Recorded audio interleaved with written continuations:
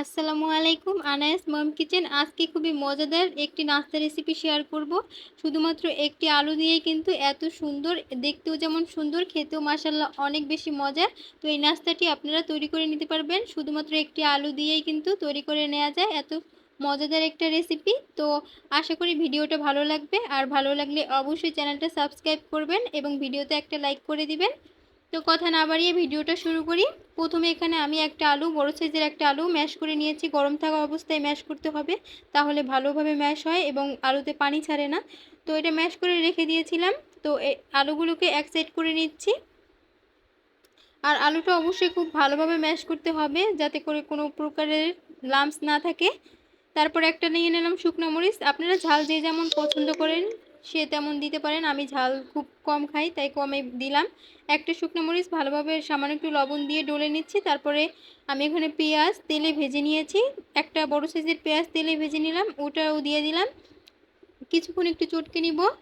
তারপরে দিয়ে দেবো এখানে কাঁচামরিচ এবং ধনিয়া পাতা কুচি। তো এটা দিয়ে দিলাম। এটা দিয়েও কিছুক্ষণ একটু হাত দিয়ে চটকে নিব। আপনারা চাইলে কাঁচা পেঁয়াজও এখানে ব্যবহার করতে পারেন, তো আমি কাঁচা পেঁয়াজটা দিচ্ছি না। তারপরে সবগুলোকে একসাথে মাখিয়ে নিব। তো এরপরে এখানে দিয়ে দেব একটা ম্যাগি মশলা। তো এই মশলাটা কিন্তু আপনারা যে কোনো মুদি দোকানে পেয়ে যাবেন, মাত্র 5 টাকা দাম। আর এই মশলাটা দিলে কিন্তু অন্য কোনো আর মশলা দেওয়ার প্রয়োজন নেই। তো আমি এই মশলাটাই ব্যবহার করলাম, আর এইটার জন্য কিন্তু খেতে অনেক বেশি ভালো লাগবে। তারপর মশলাটা দিয়ে আবারও সবগুলো একসাথে মাখিয়ে নিচ্ছি।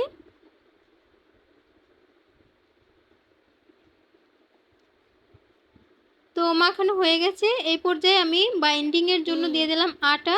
আপনারা চাইলে এখানে ভেষনও দিতে পারেন, অথবা চালের গুঁড়া দিতে পারেন, অথবা কর্নফ্লাওয়ার দিতে পারেন। তো যার হাতের কাছে যেটা থাকবে সেটাই দিতে পারেন। তো যেটা সহজলভ্য, আটা সবসময় সবার ঘরে থাকে, তাই আমি এখানে আটাটাই ব্যবহার করলাম। তারপরে আমি পরিমাণ মতো অল্প অল্প করে আটা দিয়ে একটা ডোয়ের মতো তৈরি করব, একদম সফট একটা ডো। খুব বেশি হার্ড করার দরকার নেই, তাহলে যে আলু এটা বোঝাই যাবে না, কিন্তু মনে হয় যেন আলু এরকম। তো একটা বোর্ডে নিয়ে নিচ্ছি। এরপরে আমি হাত দিয়ে একটু মথে তারপরে একটা রুটি বেলার বেলুন দিয়ে আমি একটু বেলে নিব। তো আপনারা চাইলে হাত দিয়ে কিন্তু এভাবে করে চ্যাপটা করে নিলেও হয়ে যাবে। একটু সামান্য একটু আটা ছড়িয়ে দিলাম, এতে করে এটা লেগে যাওয়ার সম্ভাবনা থাকবে না। হাত দিয়ে একটু চ্যাপটা করে নিলেই হয়ে যাবে। তো আমি বেলুন দিয়ে আলতো হাতে একটু বেলে নিচ্ছি।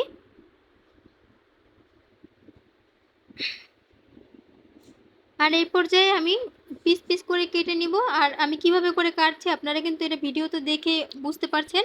তো আমি 3 কোণা শেপ করে কাটছি। তো এভাবে লম্বালম্বি করে কাটার পরে এভাবে করে কাটলেই কিন্তু হয়ে যাবে। এটা আসলে বলে কিভাবে বুঝাবো, তো আপনারা দেখেই কিন্তু বুঝতে পারছেন।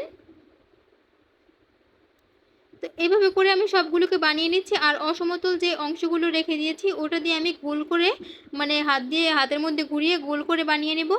এখানে আমি 2 চা চামচের মতো হবে, 2 টেবিল চামচের মতো হবে আটা আর একটু পানি দিয়ে গুলিয়ে নিয়েছি। তারপরে সেটার মধ্যে এটা চুবিয়ে আর ব্রেড গ্রামের উপরে দিয়ে ভালোভাবে ব্রেড গ্রাম দিয়ে আমি কোট করে নেব। আর অবশ্যই ব্রেড গ্রামটা একটু বেশি পরিমাণে দেওয়ার চেষ্টা করবেন, এতে করে কিন্তু অনেকটা ক্রিস্পি হবে এবং খেতেও অনেক বেশি ভালো লাগে। আপনার চাইলে কিন্তু এটা আটাতে না চুবিয়ে ডিমের মধ্যেও চুবাতে পারেন। তো আমি আজকে ডিম দিচ্ছি না, তো আপনারা চাইলে কিন্তু ডিমও দিতে পারেন। তো এভাবে করে আমি সবগুলোকে বানিয়ে নিব। আর সবগুলো বানানো হয়ে গেছে। এই পর্যায়ে আমি ভেজে নেওয়ার পালা। আমি চুলায় কিছুটা তেল গরম করতে বসিয়ে দিলাম, আর এখানে মিডিয়াম আঁচে আমি তেলটা গরম করে নিয়েছি। তারপরে এগুলোকে ছেড়ে দিচ্ছি, আর মিডিয়াম আঁচে আমি এগুলোকে উল্টে পাল্টে একটু লাল করে ভেজে নিব। যখন খুব সুন্দর একটা কালার আসবে, তো এই পর্যায়ে এগুলো সবগুলোকে তেল ঝরিয়ে উঠিয়ে নিতে হবে। আর দেখুন এই পর্যায়ে কিন্তু দেখতে অনেক বেশি সুন্দর, আর খেতেও কিন্তু অনেক বেশি মজার হয়ে থাকে। তো আশা করি ভিডিওটা ভালো লাগছে। আর ভালো লাগলে এরকম ভিডিও পাওয়ার জন্য আমার চ্যানেলটা সাবস্ক্রাইব করে আমার পাশেই থাকবেন। তো আজকে এই পর্যন্তই, আবারও অন্য কোনো ভিডিও নিয়ে চলে আসবো। তো সবাই ভালো থাকবেন। আল্লাহ হাফেজ।